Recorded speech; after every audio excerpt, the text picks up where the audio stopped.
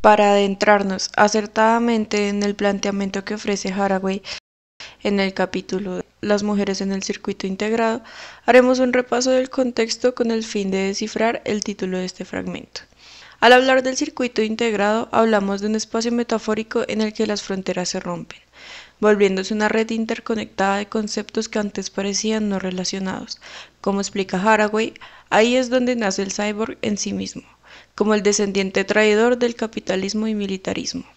Veremos entonces el papel de la mujer en distintos ámbitos y la forma en la que la disolución de la frontera de lo privado, principalmente definida en el hogar y en el cuidado que se impone a las mujeres, y lo público, que sería el trabajo, la política y el mercado que se impone a los hombres.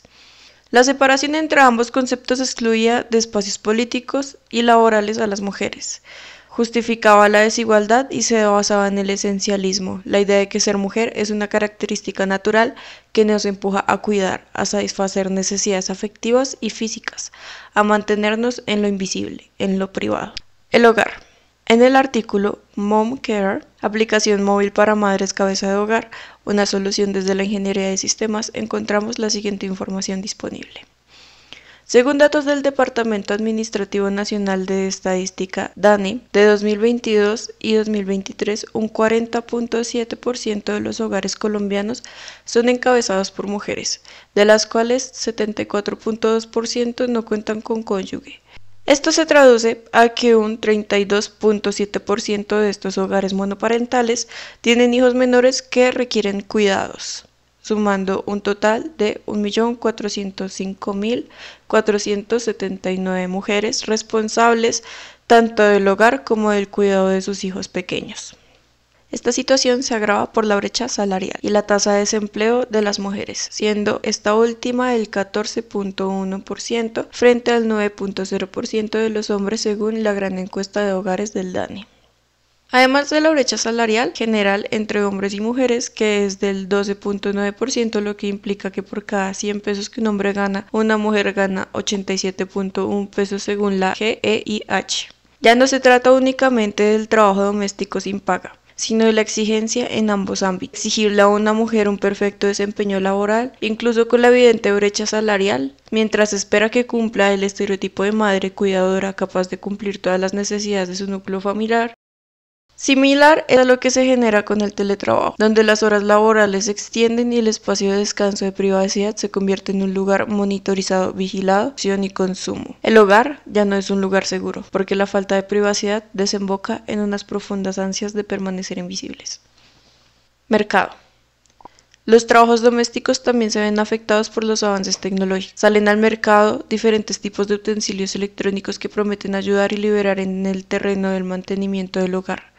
Las mujeres contribuyen a la producción y eligen activamente el teletrabajo con la ilusión de tener más tiempo para el hogar, aunque eso implique una doble explotación. Haraway también sugiere la ruptura de la frontera entre lo laboral y lo sexual. El cuerpo, la apariencia y el ser capaz de cumplir con expectativas de belleza relacionadas a la juventud y feminidad se vuelve un recurso económico. Citaré un fragmento del artículo Práctica del cibersexo en hombres jóvenes modelos webcam a través de sus narrativas sexuales para exaltar la pornografía y el sexo digital como el ejemplo de la disolución de la frontera, no solo para mujeres, sino también para las disidencias sexuales e identitarias.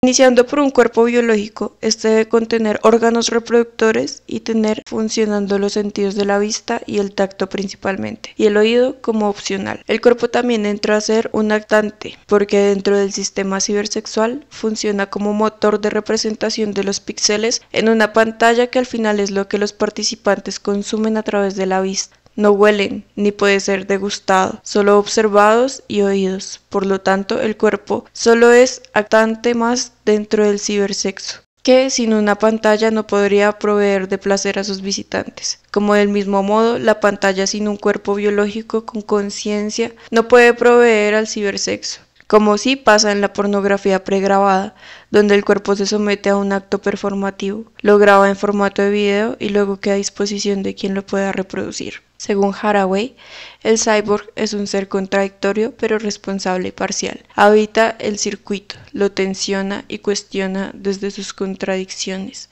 lo desestabiliza desde adentro. Estado. El Estado abandona el rol de protección, de cuidados, pensiones y educación y servicios de salud accesibles.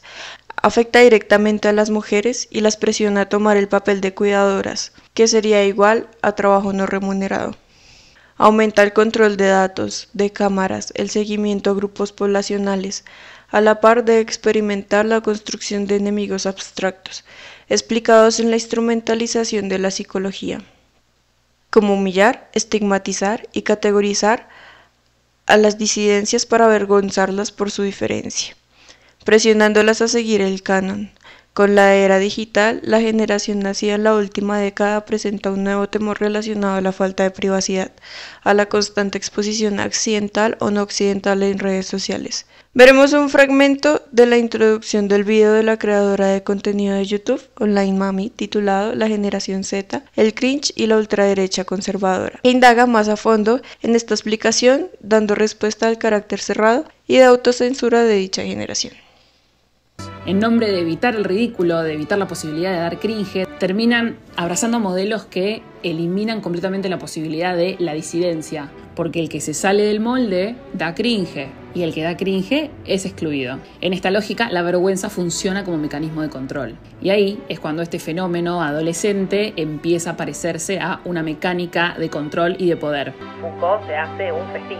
Hoy hablemos del cringe como mecanismo de vigilancia y de castigo. Escuela. Dependiendo de la clase, raza o género, se brinda diferente educación. Las escuelas de los sectores pobres y racializados no cuentan con el mismo nivel de educación, experimentación y accesibilidad que el de los jóvenes con acceso a últimas tecnologías. Con respecto a la educación de niñas y jóvenes, experimentamos una formación feminizada. Los cursos extracurriculares de bordar, labor ardua que rara vez es remunerada correctamente, mientras los cursos de los hombres tendrían que ver más con tecnología, mecánica, reparación o carpintería. La falta de educación científica para mujeres y personas racializadas las hace más vulnerables a cultos y sectas. Se rechaza lo tecnocientífico al no tener acceso a la información requerida para comprenderla en su totalidad. Iglesia. La Iglesia se entrelaza con el sexo y la sanidad en la lucha política. El fragmento del artículo Sectas del psiquiatra J.H.C. Ocampo nos dará una leve mirada en este planteamiento con una lista de características de las sectas. Un líder con un gran carisma personal, generalmente con personalidades con tintes paranoides, inteligentes y a veces sin escrúpulos para manipular a las personas. Los mensajes son atractivos, anuncian nuevas opciones y dan respuestas a situaciones tales como la soledad, brindando identidad, sentido de pertenencia y algo en lo que creer. Aglutina personas con afán de novedad, a través de recursos de parapsicología, erotismo, relación mental para captar a los adeptos. Capta la atención de personas que resisten la pérdida de valores, falta de futuro y tratan de buscar la paz, seguridad, dominio del cuerpo y mente. También buscan expresarse en un ambiente que tolere la visión que tienen del sexo, la música, la religión, el poder, entre otros. Son agrupaciones de voluntarios unidos por creencias comunes.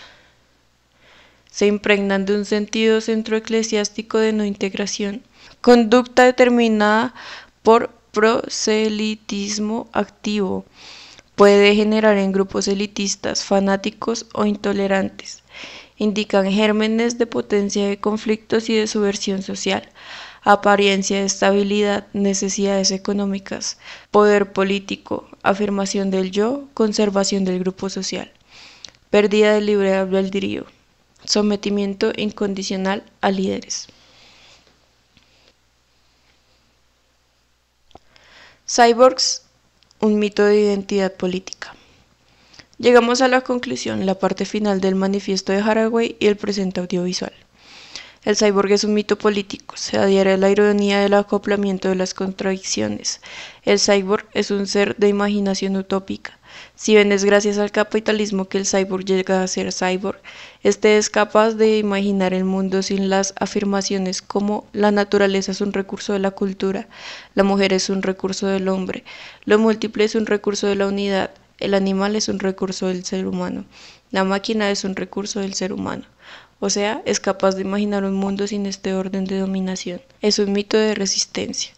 Cabe mencionar y exaltar la crítica al feminismo tradicional por parte de Haraway. La autora sugiere que centrar el feminismo en el esencialismo, en algo así como una identidad llamada mujer que se asigna a sujetos femeninos en roles de cuidado, sumisión, el hogar y lo emocional, naturalmente es errada, excluyente y sirve a una estrategia de control y represión. El cyborg opositivo llega a romper los limitantes del género desde diferentes perspectivas, con identidades múltiples. Entiende las contradicciones desde la responsabilidad.